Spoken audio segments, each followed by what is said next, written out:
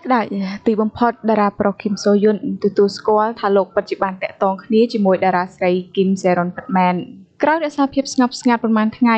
នៅទីបំផុតនៅព្រឹកថ្ងៃទី14ខែមីនាឆ្នាំ2025សារព័ត៌មានកូរ៉េដែលមានឈ្មោះថា NET គឺបានចេញផ្សាយថាតារាសម្ដែងប្រុសគឹមសូយុនបានទម្លាយតាមទីភ្នាក់ងាររបស់លោកថាលោកពិតជាមានទំនាក់ទំនងស្នេហាជាមួយនឹងអតីតតារាសម្ដែងស្រីគឹមសេរុនពិតប្រាកដមែនទោះជាយ៉ាងណាតារាប្រុសគឹមសូយុនគឺបានសង្កត់បញ្ជាក់បន្ថែមថាលោកមិនបានតាក់ទងគ្នាជាមួយតារាស្រីគឹមសេរុនពេលដែលនាងនៅមិនទាន់គ្រប់អាយុនោះឡើយគឺពួកគេបានតាក់ទងគ្នាចាប់ពីឆ្នាំ2019ដល់ឆ្នាំ2020នៅពេលដែលតារាស្រីគឹមសេរុនពេញវ័យហើយតាមការបកស្រាយឆ្លើយតបពីខាង Go Medalist គឺបានរៀបរាប់ថាពួកយើងគ្រោងនឹងនិយាយនៅសប្តាហ៍ក្រោយប៉ុន្តែដោយសារតែគម្រោងការត្រូវបានផ្លាស់ប្ដូរដូចនេះពួកយើងនឹងមកនិយាយបកស្រាយនៅថ្ងៃនេះតែម្ដងពួកយើងចង់ប្រាប់ថាតារាស្រីគឹមសេរុនគឺបានចាប់ផ្ដើមតាក់ទងគ្នាជាមួយតារាប្រុសគឹមសូយុន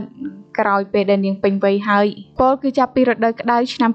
2019ដល់រដូវស្លឹកឈើជ្រុះឆ្នាំ2020រូបភាពដែលតារាស្រីគឹមសេរុនបង្ហោះលើ Story Instagram នៅព្រឹកថ្ងៃទី24ខែមីនាឆ្នាំ2024រួមទាំងរូបដែលទម្លាយនៅថ្ងៃទី11ខែមីនាឆ្នាំ2025នោះគឺជារូបភាពឯកជនរបស់ពួកគេទាំងពីរនៅក្នុងថ្ងៃតែមួយនៅរដូវរងាឆ្នាំ2020អាវដែលតារាស្រីគឹមសេរុនពាក់នៅក្នុងរូបជាមួយគ្នានោះបានចេញលក់នៅក្នុងខែមិថុនាឆ្នាំ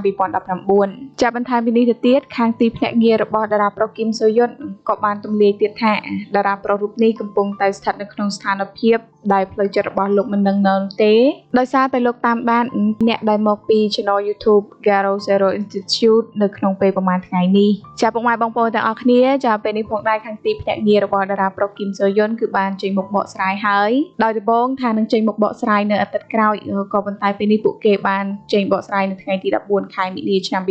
2025ថាតារាប្រុសគឹមសូយុនគឺពិតជាមានទំនាក់ទំនងស្នេហាជាមួយតារាស្រីគឹមសេរុនពិតមែនក៏ប៉ុន្តែគឺមានស្នេហានេះនៅពេលដែលនាងពេញវ័យហើយមិនដូចដែលពាក្យចចាមអារាមបានលើកឡើងថាតារាប្រុសគឹមសូយុនតាក់ទងជាមួយនឹងតារាស្រីគឹមសេរុននៅពេលដែលនាងមិនទាន់ពេញវ័យនោះទេគឺមិនមែនជាការពិតឡើយគឺលោកតាក់ទងនាងនៅពេលដែលនាងពេញវ័យហើយចាដូច្នេះយើងមានតែរងចាំតាមដានទស្សនាជាបន្តទៀតថាតើរឿងរ៉ាវរបស់តារាសម្ដែងប្រុសកូរ៉េដ៏ល្បីគឹមសូយុននឹងទៅជាងណាជាបន្តដោយសារតែពេលនេះគឺកំពុងតែកក្រើកពីបណ្ដាញសង្គមតែម្ដងហើយសម្រាប់ព័ត៌មានមួយនេះដែរនឹងខ្ញុំក៏សូមធ្វើការបញ្ចប់តែប៉ុណ្ណេះសិនសូមអរគុណពុកម៉ែបងប្អូនទាំងអស់គ្នាដែលតែងតែចំណាយពេលវេលាដ៏មានតម្លៃតាមដានសម្ដាប់ក៏ដូចជាទស្សនានៅរាល់ព័ត៌មានទាំងអស់ដែលចេញពី Channel របស់នាងខ្ញុំហើយជាចុងក្រោយនេះផងដែរនាងខ្ញុំសូមជូនពរពុកម៉ែបងប្អូនទាំងអស់គ្នាឲ្យមានសុខភាពល្អក៏ដូចជាធ្វើដំណើរទៅទីជិតទីឆ្ងាយប្រកបដោយសុខសុវត្ថិភាពជានិច្ចសូមអរគុណនិងសូមជម្រាបលា